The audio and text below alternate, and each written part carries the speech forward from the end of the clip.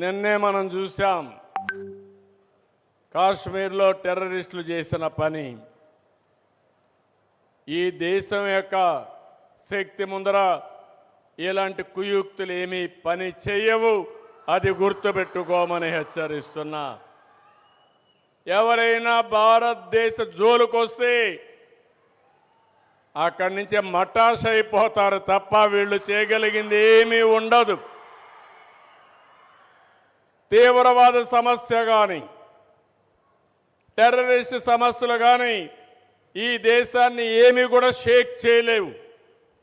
అది భారతీయుల్లో ఉండే ధైర్యం, ఐకమత్యం. అవసరమైతే ఇలాంటి సవాళ్ళు వచ్చినప్పుడు మనం అందరం కూడా సంఘటితంగా ఉండి ఈ దేశాన్ని రక్షించుకునే శక్తి, యుక్తి భారతీయులకు ఉందని చెప్పి కూడా నేను మీకు తెలియజేస్తున్నా.